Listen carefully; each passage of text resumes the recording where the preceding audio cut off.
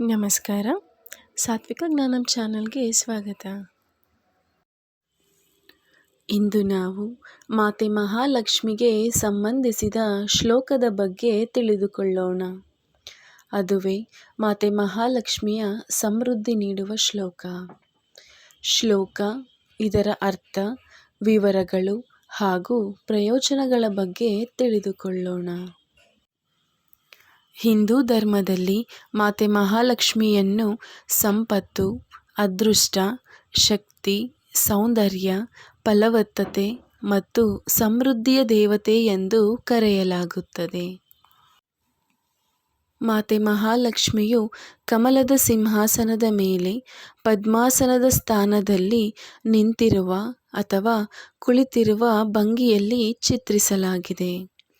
ಆಕೆಯ ಕೈಯಲ್ಲಿ ಕಮಲವನ್ನು ಹಿಡಿದಿಟ್ಟುಕೊಳ್ಳಲಾಗಿದೆ. ಅದೃಷ್ಟ, ಸ್ವಯಂ ಜ್ಞಾನ ಮತ್ತು ಆಧ್ಯಾತ್ಮಿಕ ವಿಮೋಚನೆಯನ್ನು ಸಂಕೇತಿಸುತ್ತದೆ.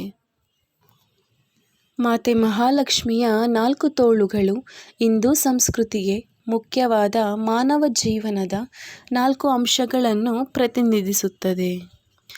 ಧರ್ಮ ಎಂದರೆ ನೈತಿಕ ಜೀವನದ ಅನ್ವೇಷಣೆ. ಅರ್ಥ ಅಂದರೆ ಸಂಪತ್ತಿನ ಅನ್ವೇಷಣೆ, ಜೀವನ ವಿಧಾನ.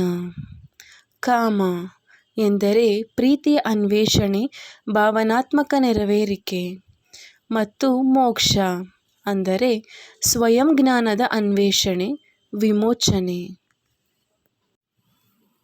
ಮಾತೆ ಮಹಾಲಕ್ಷ್ಮಿಯು ವೈಷ್ಣವರ ಪರಮಾತ್ಮನಾದ ವಿಷ್ಣುವಿನ ದೈವಿಕ ಶಕ್ತಿ. ಶ್ಲೋಕ. ನಮಸ್ತೇಸ್ತು ಮಹಾಮಾಯೇ ಶ್ರೀಪೀಠೆ ಸುರಪೂಜಿತೆ ಶಂಖಚಕ್ರಗದಾಹಸ್ತೆ ಮಹಾಲಕ್ಷ್ಮೀ ನಮೋಸ್ತುತೇ.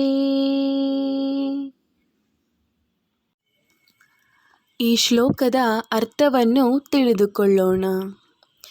ಶ್ರೀಪೀಠ ಸಿಂಹಾಸನದ ಮೇಲೆ ಕುಳಿತಿರುವ ದೇವತೆಗಳಿಂದ ಪೂಜಿಸಲ್ಪಡುವ ಮತ್ತು ಶಂಖಚಕ್ರ ಗದೆಗಳನ್ನು ತನ್ನ ಕೈಯಲ್ಲಿ ಹಿಡಿದಿರುವ ಮಹಾಮಾಯೆಯಾದ ಮಹಾಲಕ್ಷ್ಮಿಗೆ ನಾನು ನಮಸ್ಕರಿಸುತ್ತೇನೆ. ಈ ಶ್ಲೋಕದ ವಿವರಗಳು ಹೀಗಿವೆ. ಇದು ಮಹಾಲಕ್ಷ್ಮಿ ಅಷ್ಟಕಂನ ಮೊದಲನೆಯ ಶ್ಲೋಕ. ಮಹಾಲಕ್ಷ್ಮಿ ಅಷ್ಟಕಂ ಲಕ್ಷ್ಮೀ ದೇವಿಯನ್ನು ಸ್ತುತಿಸಲು ಇಂದ್ರದೇವ ಅಂದರೆ ದೇವತೆಗಳ ರಾಜ ಸಂಯೋಜಿಸಿದ ಸುಂದರವಾದ ಸ್ತೋತ್ರ. ಈ ಶ್ಲೋಕವು ಲಕ್ಷ್ಮೀ ದೇವಿಯ ದೈವಿಕ ಸ್ವರೂಪವನ್ನು ವಿವರಿಸುತ್ತದೆ.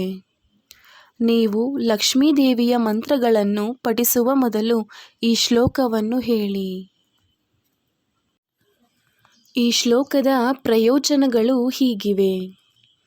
ಯಾವುದೇ ಲಕ್ಷ್ಮೀ ಮಂತ್ರವನ್ನು ಪಠಿಸುವ ಮೊದಲು ಈ ಶ್ಲೋಕವನ್ನು ಹೇಳುವುದರಿಂದ ಸಾಧಕನು ಲಕ್ಷ್ಮೀ ದೇವಿಯ ಮೇಲೆ ಉತ್ತಮ ಏಕಾಗ್ರತೆಯನ್ನು ಬೆಳೆಸಿಕೊಳ್ಳಲು ಸಾಧ್ಯವಾಗುತ್ತದೆ.